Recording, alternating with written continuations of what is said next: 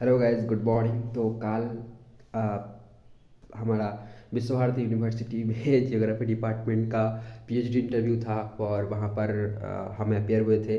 ठीक है, तो कुछ इंसाइट्स आपको बताना चाहूँगा पीएचडी को लेकर।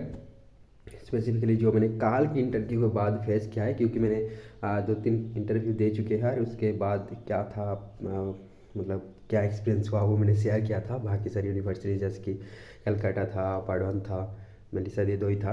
ओके। तो काल जो मैंने रियलाइज़ किया कि यार आप ना देखो, प्रपोज़ल का बहुत बड़ा रोल होंगे आपकी सिलेक्शन की। ठीक है, तो पहले से ही आप क्या प्रपोज़ल पे बहुत ध्यान दीजिए।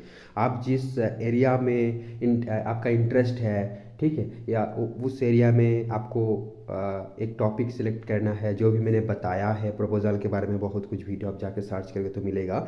तो उस प्रपोज़ल पे आप पहले से ही फोकस कीजिए, क्योंकि अगर आपका कोई कनेक्शन नहीं है, ठीक है, अगर आपका कोई कनेक्शन नहीं है, कोई जान पहचान नहीं है, कोई रिकमेंड करने वाला नहीं है, तो प्रपोजल ही एकमात्र उपाय है जो आपको सिलेक्शन दिला सकता है पीएचडी में। ठीक है, तो आप इतना मतलब नॉलेजेबल बन जाइए, जो टॉपिक आप चूज़ कर रहे हो, जो टाइटल आप ले रहे हो, उसमें मतलब हर एक पॉइंट से आप सोचना स्टार्ट कीजिए। आप तभी सोच सकते हो ना जब उसके पीछे टाइम दोगे। ठीक है, तो इसलिए अर्ली स्टार्ट कीजिए प्रपोजल बनाना। बाकी सारे चीज़ें देखोगे अपने आप हो जाएगा।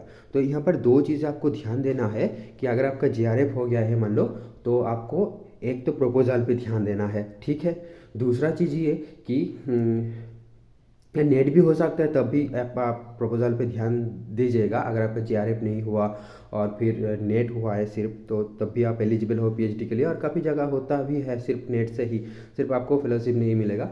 ठीक, तो आप प्रपोजल पे ध्यान दीजिएगा। उसके बाद क्या करना है, आप जियोग्राफी में जैसे कि मान लो हमारा बहुत सारे सॉफ्टवेयर्स लगता है, देन जीआईएस, ये सब लगता है ना, प्रोग्रामिंग वगैरह। तो वो आप सीखते रहिए, सीखते रहिए। मतलब आप कुछ कहाँ से कुछ कोर्स कर सकते हो, कुछ वर्कशॉप अटेंड कर सकते हो और चीज़ों को सीख सकते हो। और या फिर आप प्रैक्टिस करके कुछ काम खुद का कुछ काम बना सकते हो। जैसे कि मान लो आपने जीआईएस सीख गया, तो आप क्या करो ना, आपका जो प्रपोजल बनेगा उसमें जो भी मैप का पोर्शन होगा वो खुद बनाओ। तो क्या होगा, आप ये जो सारे वैल्यू एडिशन आपके अंदर होंगे, आपके अंदर ये सब स्किल्स जब होंगे, तब बोर्ड के पास मतलब ऐसा कोई रीज़न नहीं बचेगा कि यार तुम्हारे पास एक क्वालिफिकेशन नहीं है, तुम एलिजिबल नहीं हो, या फिर तुम अच्छे एक कैंडिडेट नहीं हो।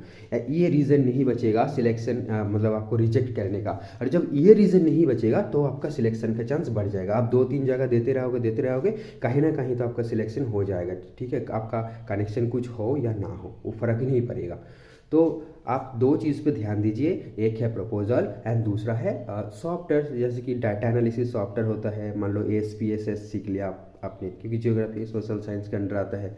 ठीक, देन आपका मान लो जीआईएस आपने सीख लिया। तो ये दोनों बेसिक सॉफ्टवेयर अगर आपने सीख लिया होगा, तो फिर आप बता सकते हो। क्योंकि काल का हमारा क्वेश्चन ही ऐसा था कि आप मतलब तुम क्या क्या सॉफ्टवेयर जानते हो। अब हमने तो कुछ खास कुछ जाना नहीं, तो है ना, बस थोड़ा थोड़ा अभी सीखना स्टार्ट किया है। तो वही हमने बताया, बाकी आप जानेंगे तो काफ़ी अच्छा होगा फिर, है ना। तो ये बात है। और प्रपोजल में आपका प्रपोजल मतलब बहुत ही अच्छा होना चाहिए। जितना क्वेश्चंस प्रपोजल पे बनेगा, आपका जो स्टडी एरिया होगा, तो उनमें आपका पूरा पकड़ होना चाहिए, पूरा मतलब एकदम बिल्कुल नॉलेज 100% रहना चाहिए।